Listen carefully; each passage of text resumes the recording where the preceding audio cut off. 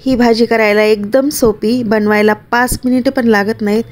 खूप कमी साहित्यात आणि चवीला मस्त। आजची रेसिपी आहे फ्लावर मटार भाजी। राजश्री रेसिपीमध्ये आपलं सगळ्याचं मनपूर्वक स्वागत आहे। व्हिडिओ पाहण्यापूर्वी ह्या चॅनलला सबस्क्राइब करायला विसरू नका। मटार फ्लावरसाठी 200 ग्रॅम फ्लावर आहे, तो स्वच्छ धुवून कट करून घेतला। कोथिंबीर आणि लसूण कुडे आहेत।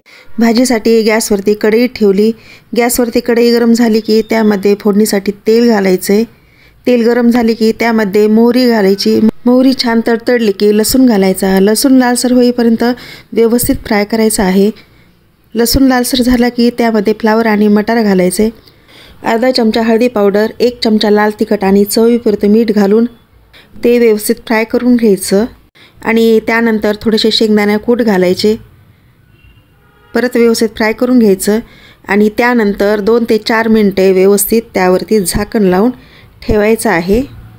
झाकण लावलं की खालचा गॅस कमी करायचा आहे आणि 2-4 मिनिटांनी झाकण काढायचं आहे त्यावरचं। झाकण लावण्यापूर्वी त्यामध्ये थोडंसं पाणी घालायचं आहे, थोडंसंच घालायचं आहे आणि कोथिंबीर पण घालायची, कारण भाजी ही व्यवस्थित वाफली पाहिजे।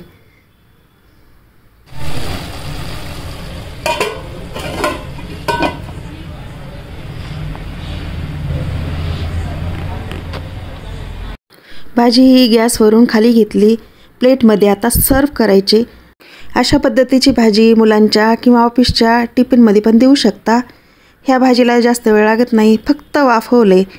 खूप सारा मसाला नाही, साधी पद्धतीची आहे, चवीला रुचकर आणि पौष्टिक पण आहे। तुम्हाला आजची ही रेसिपी कशी वाटली कमेंट्सद्वारे नक्की सांगा। ह्या चॅनलला कोणी सबस्क्राइब केलं नसेल तर सबस्क्राइब करून घ्या आणि व्हिडिओ जर आवडला तर लाईक आणि कमेंट्स करायला विसरू नका।